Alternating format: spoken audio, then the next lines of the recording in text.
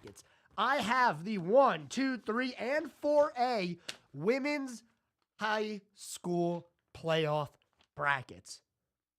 So we're going to go through those and start previewing games, by the way, as, if you have the bracket, you have to have some games.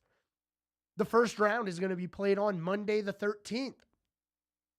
Championship matches will be May 31st and June 1st down at the Mecklenburg Sports Complex in Matthews. I got that email from NCHSAA at about 12:30 to let me know, hey, the brackets are ready. So we are going to talk about that. We're also going to go over what's going on in baseball and lacrosse as well, as we have plenty of games going on that we're going to talk about. Also, the NHL playoffs roll along. The Carolina Hurricanes in action last night. And I said it for game 1. I said it for game 2. And I'm going to not say it in game 3. No. Carolina was not the better team that game. Probably the first time that I can remember saying in the entirety of the game, maybe besides the first couple of periods of game 1, where Carolina definitely did not look like themselves. And we'll talk about it. We'll go into depth in this one because this is what I had my eyes on last night, was this hockey game with the Hurricanes trying not to go down 3-0. I have a lot of thoughts about it for Carolina, so I'm going to save it until a little bit later when we get into the NHL later on in the show. We're also going to talk about the NBA playoffs as, the Cleveland Cavaliers are good without LeBron? What? Cleveland absolutely dominating the Boston Celtics last night, evening the series up at 1 game apiece. We have more games coming up tonight. Pacers-Knicks, game 3. Timberwolves-Nuggets, game 3. And then, obviously, we got what's going on over the weekend as well. We're going to preview the NASCAR race this coming weekend. We'll hear from a few drivers as well, as we do have some sound from them. And next week, we will be joined by Steve Post of MRN, so we look forward to next week's show. He will join us at right about 5:15 next week, somewhere around that time. So we look forward to that. But before we even get close to that for next week and talking about what's going on in NASCAR for this coming weekend, I got to let you know what's going on in the high school sports scene. As in the background, I am here trying to blow my nose a little bit. The allergies are getting to me today, ladies and gentlemen. They are getting to me. So I got 1A brackets right here. We're going to start with the 1A, same way we always do it, 1A all the way through 4A for the women's high school soccer brackets. Starting in the 1A, the number 1 seed, Mountain Island Charter. They are going to take on Carolina International on Monday. Some other schools that we are relatively familiar with here, we've shouted them out before as they are pretty good in other sports as well. Christ the King High School, they drew the 12 seed. That is going to be a good game for them, taking on NC Leadership Academy, the 21 seed. Christ the King down in Huntersville in our listening area. Bishop McGuinness is the 4 seed. We recognize that name as they are progressing pretty decent here in the playoffs for baseball. You also have Mount Airy, Piedmont Community, South Davidson, Thomas Jefferson in here. So in the 1A, we do have a school or two in our listening area that we'll be able to cover, with Mountain Island Charter being the 1 seed in the 1A bracket. Looking at the 2A bracket, the number 1 seed, time to celebrate. Pine Lake Prep, where I went to high school. Their women's soccer team is the number 1 seed heading into these playoffs. They will take on number 32, Reedsville, coming up on Monday. You also have East Rutherford and Bandy's taking on each other in round 1. West Davidson, Wilkes Central, Lincoln Charter in Huntersville. That's another school in this 2A bracket that is in our area. Community School of Davidson drew the 18 seed. They're going to take on number 15, East Davidson, in round number 1. Moving on to 3A brackets. We have some local schools in this 3A bracket as well. North Iredell High School, not far from us here at WSIC. They drew the 24 seed. Not the best year, but good enough to be in the dance, taking on number 9 Piedmont in round number 1. Hickory High School drew a 5 seed. They play Ledford at round number 1. That is a 28 seed. By the way, the number 1 seed in 3A, man, Hibritton. I'm not familiar with these schools. They're not right here in our area, so I'm not too familiar with them. But if Hibritton, something like that. I'm not the best with this.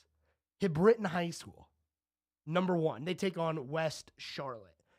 By the way, East Lincoln, they are in these playoffs as well as a 10 seed. Lake Norman Charter drew a 6 seed in the playoffs. All of these schools in our listening area, with obviously North Iredell is one that we talk about quite a bit. They had a real good year over there. And in the 4A bracket, Watauga High School, the number 1 seed, you got Mooresville as an 8 seed. They'll take on Hickory Ridge. That's the 25. Hopewell snuck in as a 28 seed. You also have Charlotte Catholic in there as well. Lake Norman High School down in Mooresville, 19 seed. And Huff High School drawing the 2 seed. So quite a few teams in our local area for the women's 4A bracket. We're going to have all the updates for you on that. We'll go over the matchups on Monday as a first round begins then. But on the other side of the break, what we're going to do is get into baseball and lacrosse. And then we'll start talking about playoffs in the professional sports, that being the NBA and NHL, and eventually we'll get into some NASCAR talk. So don't go anywhere. We got a lot coming. We'll be back right after this.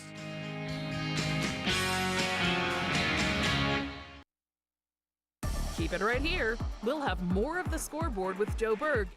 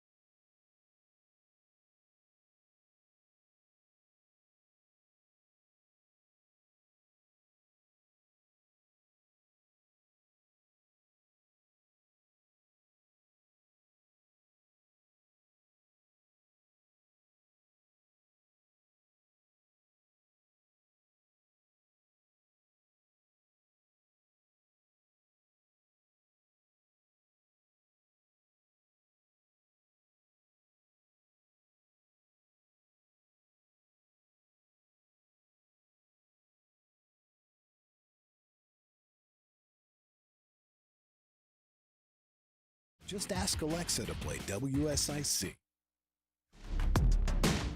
Now more of the Scoreboard with Joe Berg on 105.9 100.7 WSIC.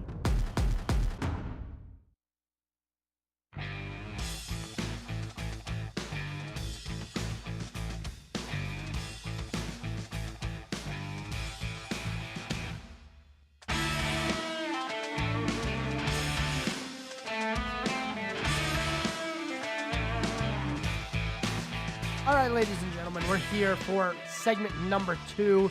Time to talk about some high school playoffs that are already in action. We're going to start with 1A, baseball state championship playoffs. Round number 2 begins today. We have quite a few games going on. A couple locally, especially in the 1A, number 1 Mount Airy taking on number 17 Highland Tech. Number 25, Leadership Academy versus 9, Thomasville. Cherryville takes on South Stokes High School. South Stokes with a big 10-6 upset win against Bishop McGinnis. You have number 3, Christ the King High School. We've been talking about them a little bit. Towards the end of the year, they started to show as one of the better teams in the area. Over there in Huntersville, they went on a really good winning streak towards the end of the year, and that is what got them over the top, in my opinion, into a 3 seed for these playoffs. They'll be taking on number 19, Eastern Randolph.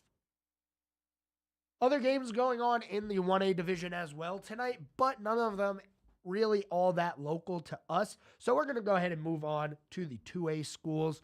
Number 1, Burns High School takes on 16, McMichael. That is just the update on the 1 seed there for you. Number 8, Lincoln Charter at 7 o'clock tonight will take on number 9, Bandy's High School. Lincoln Charter down there in Huntersville. Community School of Davidson was able to upset RS Central High School last night with a big 6-1 win. Their next game is going to be against number 6, North Stanley. North Stanley number 5 in the rankings. And you already know this is my alma mater, Pine Lake Prep, number 20 in the playoffs here. 20 seed taking down the 13 seed West Stokes in the playoffs. Game number 2 for Pine Lake is not going to be very easy. It's going to be against number 4, Forbush, tonight at 7 o'clock. East Davidson, West Stanley, West Davidson, East Rutherford, some other games going on here, as well as Moorhead High School versus Maiden. But other than Lincoln Charter, Community School at Davidson, Pine Lake Prep, not really that many in our local area. Bandy's High School, I think, is just outside of us there in Catawba. In the 3A bracket, the 1 seed is East Rowan. They take on St. Stephen's High School. Lake Norman Charter has a 13 seed advanced to play a number 29 seed Crest, who put up a big upset win against number 4 South Point a few days ago in round number 1. North Lincoln, the 15 seed, takes on number 2 West Henderson, and North Davidson and Kings Mountain playing each other there. That's a 3 and a 14. As far as the 4A bracket goes, number 1 is TC Robertson here. They play number 16 Weddington. Hopewell High School is an 8 seed in Huntersville. They are actually ranked pretty well, though, for being an 18 seed. They take on number 9 Ragsdale. Ragsdale, we talked about them a little bit because they eliminated South Iredell High School in round number 1. You also have a game of 2 high seeds here. Number 28, Southeast Guilford taking on number 12, West Forsyth. West Forsyth was able to get the win over Huff High School, and Southeast Guilford upset with a 1-0 win over Providence. That was a 28-5. Reagan High School, number 4 after that. Oh, man. Oh, boy. Don't even remind me. At 6 o'clock, Reagan High School will be playing after they beat Lake Norman High School 8-7 on a, wait for it, bottom of the 7th, full count, 2 outs, bases loaded, down 3, grand slam, walk-off home run. That's what Reagan is coming off of. I'm not going to lie, I would expect that momentum to transfer not only to this game, but maybe pushing them pretty far into the playoffs here. You get a big win like that, man, that adrenaline is going to be running through your veins for quite some time. Number 3, Myers Park, and 14, Charlotte Catholic, also facing off later on today. Cox Mill High School, who had a really good year, plays number 22, Davie, over in Mocksville. South Mecklenburg also in at Marvin Ridge as well. That wraps up baseball 4A, and the update for you. We're going to have results on Monday as we approach round number 3, which will be taking place on Tuesday. So on Monday, we're going to have the first round of women's high school. Tuesday, you're going to have round number 3 of the baseball playoffs. And not only that, you're going to have it's not even going to be a round anymore. Next Tuesday, we have regional matchups in the NCHSA Men's Lacrosse Championships. Let's see how things are shaking down here. Not much of a surprise or any upsets in the 1-2-3A bracket, as number 1, Community School of Davidson, has advanced to take on number 4, Lake Norman Charter.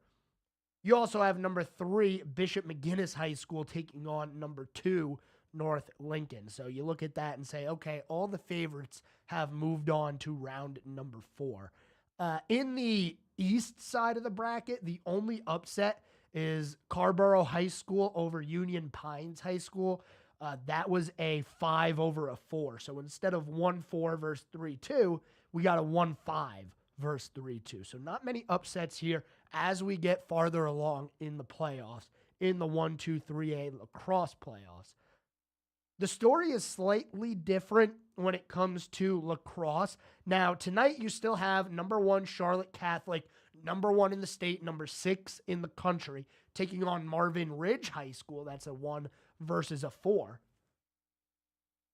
But you also have number 2 Lake Norman taking on Weddington High School, who is a Cinderella for sure as the 14 seed here in the playoffs. That is a 7 o'clock game, Weddington and Lake Norman.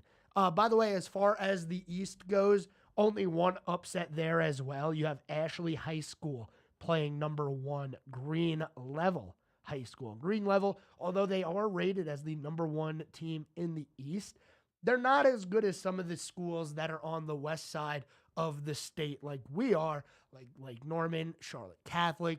There's still a better team there than Green Level. But eventually, we're going to have to see who's going to be the winner, as we're going to have a championship game between the East and the West. That is coming up, in a few days from now. I believe the end of next week is when we'll have high school lacrosse state championship games. That concludes your high school update. An update on me, I am still struggling back here. I feel like I have a leaky engine as my nose will not stop running. If you're watching on our WSIC News app or on the YouTube, Facebook, LinkedIn, X, wherever, you can get us anywhere. I think we're on Instagram now as well. You might see me blowing my nose quite a bit because it is leaky over here.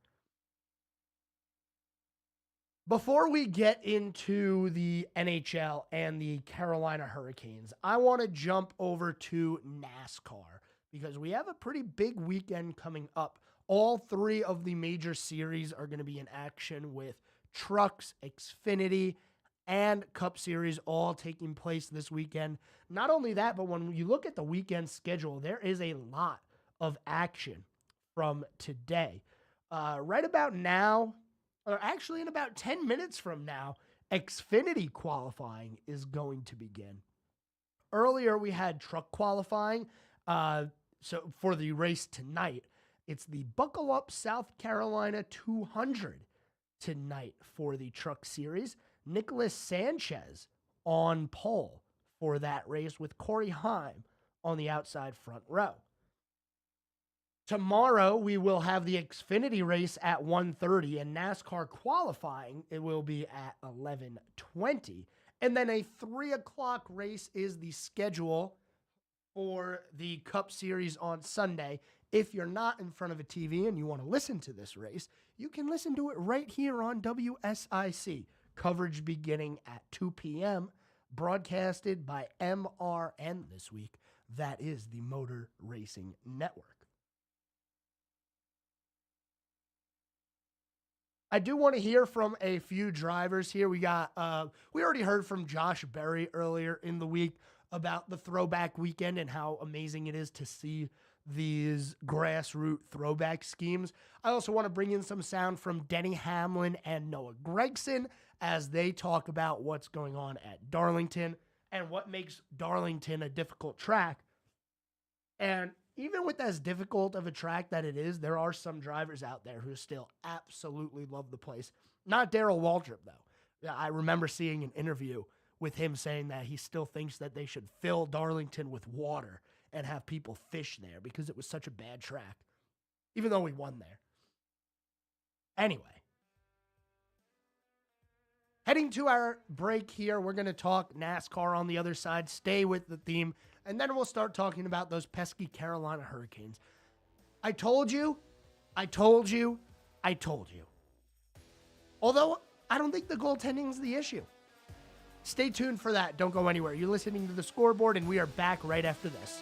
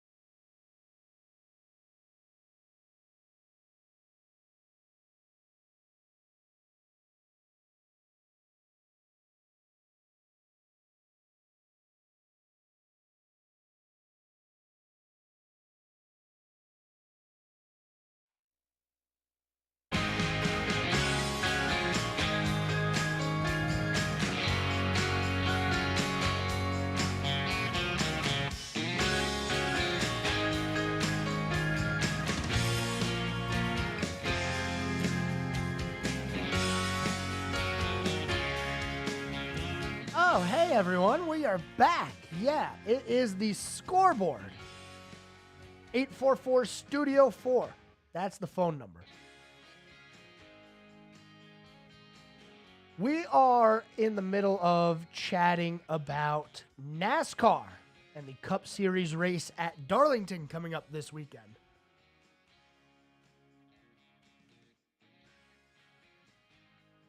We have some drivers we're going to hear from. Noah Gragson, Denny Hamlin. We'll bring back the quote from Josh Berry from earlier in the week. But Darlington is a track that has a reputation. It is named the Lady in Black for a reason. Everybody that goes there hits the wall because the fastest line around that track is, well, it's about a fingernail away from the wall. Here is Denny Hamlin on what makes Darlington one of the most difficult tracks on the NASCAR schedule. Darlington is probably the most difficult oval just because of how much focus it takes to run fast there.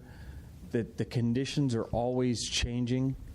The grip level of the track changes. How close you have to run to the wall to make your car run quick. Just all those things. Just the difference in the turns 1 and 2 versus 3 and 4. All those things are just really, really difficult to wrap your head around, and why it takes guys sometimes a long time to get good there. There are some drivers that take a while to get good at Darlington. One of those drivers, though, is definitely not Noah Gragson, who seems to have had quite some success at Darlington, and maybe actually it's his favorite track.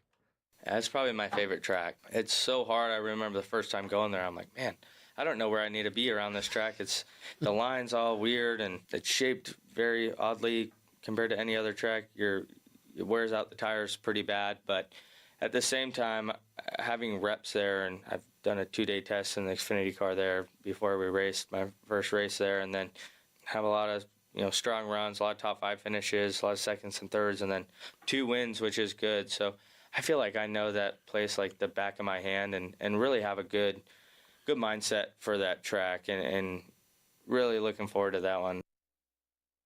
And Noah Gragson is a driver that has had success in the Xfinity Series at Darlington.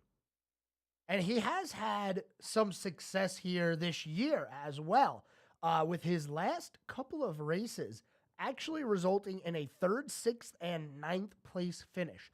3rd at Talladega, 6th at Dover, and 9th at Kansas. This coming off of a top 10 at Daytona and a 6th place finish at Las Vegas. But in between those top 10s there, not a good run. Couple of 34th place finishes, a 20th and 18th.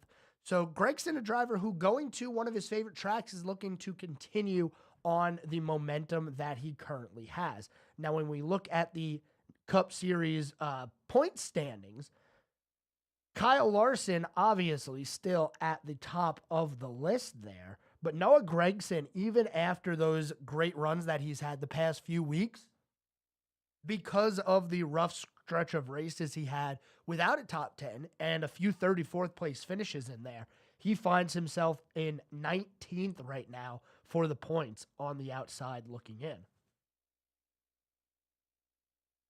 And I mentioned before, this is NASCAR Throwback Weekend. Look, I've gone through these throwbacks already and seen what the paint schemes for some of these drivers are. And I'll tell you what, I am disappointed. I've said it once, I'm going to say it again. I am disappointed that not every single driver is running a throwback this weekend. One driver, though, who is running a throwback this weekend would be Josh Berry, who is running a throwback to Richard Childress' late model car from the 90s. Let's hear from him about how important that is. It's really cool. Like I said, more than anything, I hope as many people participate as they can. It's, it's hard sometimes with that idea, right? We all have so many sponsors that are so incredibly important to our programs, right? And they're going to have to buy in and change up their branding and everything to make this all happen. So sometimes it's not as easy as it looks from the outside to make all this happen. But overall, it's always cool to me to see pay attention, people paying attention to that grassroots level. There's so many great tracks, around Darlington and the South Carolina area, North Carolina area that put on a lot of great racing. So any way we can do to shine a little light on that and help that side of things, I think is a plus in my eyes. I don't care what the sponsors say. It should be a requirement. You should be required to run a throwback because it looks sloppy. It does. Having some of the drivers run a throwback, having other drivers not do it, it just looks sloppy. It looks like nobody's uniformed out there. Like NASCAR doesn't have a grip on what goes on out on the racetrack, which honestly, if you see the way they officiate races sometimes, hard to believe that they do have a grip on the racing sometimes. But nonetheless, we go to Darlington this weekend. Kyle Larson, by the way, still your betting favorite with a plus 380 odds. Denny Hamlin second, Martin Truex Jr. third in the odds to win this weekend. I am quite surprised that Eric Jones, who notoriously is very good at Darlington, only plus 3,000 and a plus 400 for a top 5 finish. That doesn't seem like a bad odd right there. But what do I know? Absolutely nothing. I thought Kyle Busch was going to have a great year. I don't think it's been great. Maybe we can call it better. He's in the playoffs right now as the number 12 driver in the playoffs here. But I don't know. I just don't know.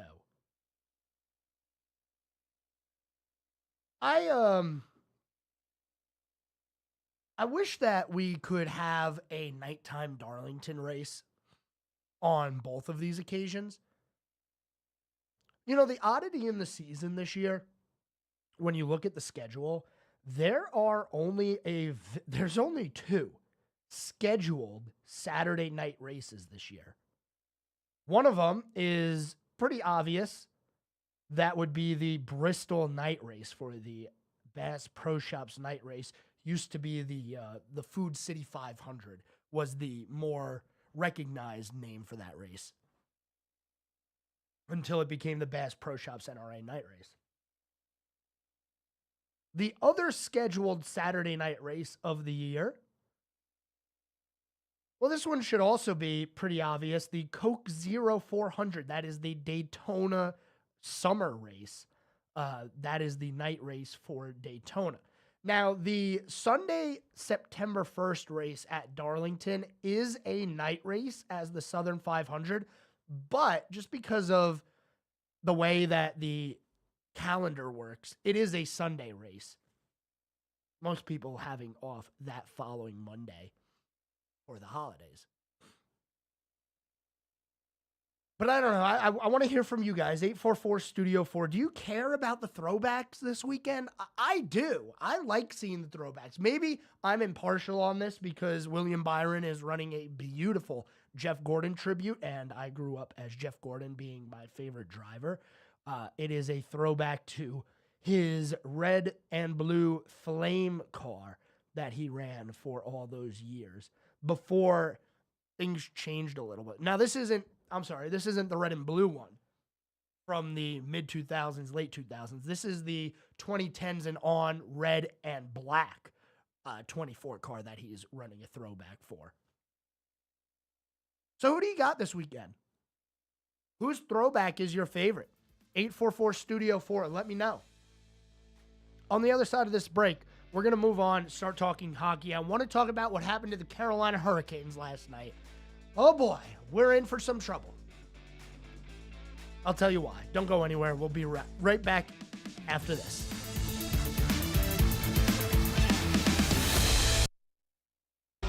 More of Sports Director Joe Berg's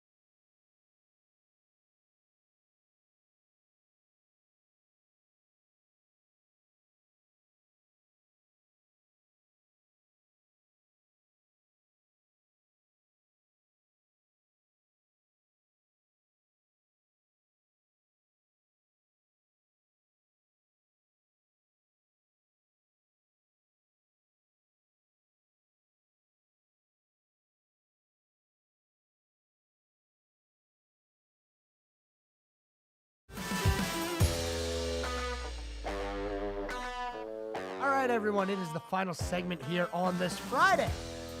Happy Friday to you. What are you going to have your eyes on this weekend?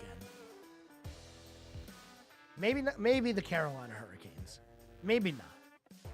I know they're disappointing, and if you were paying attention to the series of the Rangers Hurricanes based on what I told you, I hope you're understanding what I meant when I say the Carolina Hurricanes should have gotten a goaltender at some point during the year. It is what it is. Hurricanes versus Rangers game number 3 was last night. And in this game, the Carolina Hurricanes lose in overtime. Yes, another demoralizing overtime loss for those Carolina Hurricanes, this time 3-2, very early in the overtime period. Here's the deal. You might look at this game and see the shot totals. 47 shots on goal for Carolina, 25 for the New York Rangers. And you might think, oh my goodness, Carolina dominated and they didn't win yet again. I don't think that's true at all. I watched this game. Carolina was the better team for the first 15 minutes of the game or so. And even though they were putting on shot after shot on net, and they were peppering Igor Shesterkin, the Rangers goaltender, there were no high danger opportunities. Example, the Rangers had in period number 2, one breakaway and two 2-on-1s. Those are high danger opportunities. Carolina really didn't have much of that. A lot of shots from distance with nobody in front of the goaltender. You know, the goal they scored in the first period was a deflection, which made three deflection goals in the last 2 games. That is the only way that they're going to be able to beat the Rangers and Igor Shesterkin. I told you from the start, he is the difference maker in this series. I don't know how more obvious it could be rather than seeing that Frederick Anderson, he did not play versus the Rangers tonight or last night. It was Pyotr Kuchekov, who didn't fare too well during the Rangers in the playoffs the last time they faced each other. But Freddie Anderson wasn't playing good either. And you look at this game and you look at some of the stats from this game, and the Carolina Hurricanes went 0 for 5 on the power play. That is atrocious for the number 2 ranked power play in the regular season. What is it about this Rangers defense that is causing them not to score on the power play? In 3 games, Carolina has had 15 opportunities on the power play. They have not capitalized on a single one. They are 0 for 15. Now, if you're looking at this from their perspective and you see that 0 for 15 stat and you say, okay, that's going to change eventually. And yeah, it will. It's going to have to. You know, the pendulum swings one way, it's going to swing back the other. The problem is that now they've put themselves in a hole. And I don't know if they're going to be able to dig themselves out of this one. If they were down 3-0 to the Islanders, the Capitals, 2 teams that were eliminated very fast in the first round, I would feel much better about this. Not when it is the number 1 team in the NHL that you have to come back from 3-0 against. It's a tall order. Now, it's happened in hockey before, and it'll happen again. But doing it against the President Trophy winning New York Rangers is going to be nearly impossible.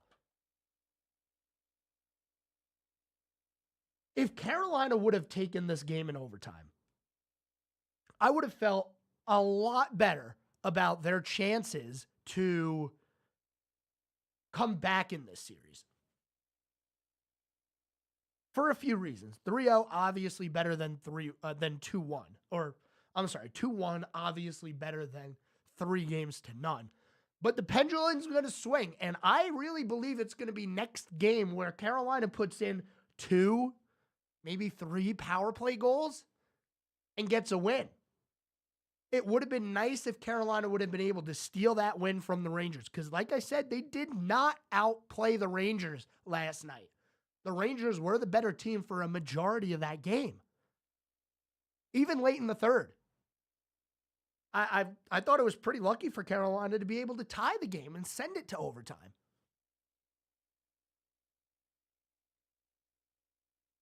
And with that pendulum swing back on the power play, I'm telling you, it's got to happen eventually. There's no way that they go through this entire series without scoring a power play goal.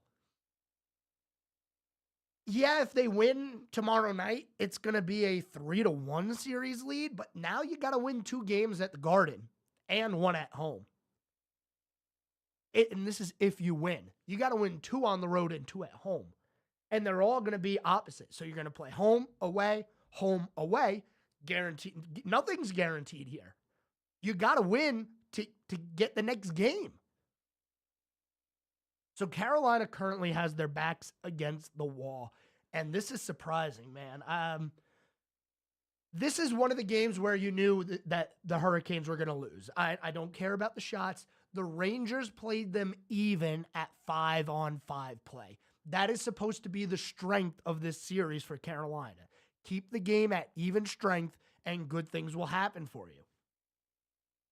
Well, every goal for Carolina was at even strength. 2 of the 3 goals for the Rangers was at even strength. That puts the standings in that game at 2-2. The difference being the shorthanded goal by the New York Rangers, who now in 3 games have more goals on the penalty kill than Carolina has on the power play. That's not a recipe for success. And I saw Coach Brindamore after saying he still likes the way they're playing. They're just not getting the results. Yeah, they're playing okay, but they definitely got outplayed that game. I mean, they were throwing the body around. They were shooting everything on net, but it wasn't dangerous shots. Carolina finds themselves down 3-0 for the second year in a row. Remember the conference finals last year against the Florida Panthers. Carolina was down 3-0 as well. They ended up getting swept in that series, looking to avoid the same fate 2 years in a row. The story is the same. Can't score goals. They scored 3 goals in games 1 and 2. Wasn't enough. They scored 2 goals in game 3. Well, if 3 wasn't enough, I don't think 2 is going to be enough. And they lose 3-2 in overtime. Now, the one thing about that overtime, I predicted it. Number one, I want to say that I called it after a double overtime game for game number 2 in New York. I said there's absolutely no way that this one goes long. So I turned to Julia, my girlfriend. We're watching the game, and I say, just so you know, this game is going to end fast. This is not going to be a long overtime. And lo and behold, just a couple of minutes into the overtime period, Artemi Panarin of the New York Rangers gets the goal 1:43 seconds in to the overtime. And I don't know, it makes it worse for me, for a Carolina fan, that Vincent Trocheck is the one that assisted on the goal. Man, has he been in Carolina's face. And I get it. He used to be a Hurricane. But Carolina moved on from him. It's not like the players did it. There's got to be some other story there other than he just left the team and now all of a sudden he doesn't like any of those guys. Celebrating in people's face. He made 2 very big plays in that game. Gets 2 assists. The go-ahead goal in the third, which made it 2-1 Rangers, and the assist on the game-winning goal in overtime. Vincent Trocheck is haunting the team that he used to play for. And it's tough. It's tough to see. Let's take a look at this day in sports history with the final few minutes here. We ran out of time today. NBA action still going on. We got a couple of games tonight, including the Knicks-Pacers, and I believe it is the Nuggets versus the Timberwolves at 9:30. Yes, it is. Nuggets-Timberwolves at 9:30. In the NHL, Tonight, we have game number 3, Florida-Boston, and game number 2, Edmonton and Vancouver. On this day in sports history, 1967, Hank Aaron hits his only inside-the-park home run off of Phillies' Jim Bunning in Philadelphia. That was on this day. Also on this day, one of the most iconic goals in NHL history is scored as Bobby Orr scores his famous overtime winner against the St. Louis Blues to win the Stanley Cup in 1970. That was the diving goal that he had. Thanks, everyone, for tuning in this week. I'm going to get some rest. My nose will not stop running. If you watched on the stream, you saw that. Have a good weekend, everybody. I'll talk to you guys on Monday. Until then, see ya.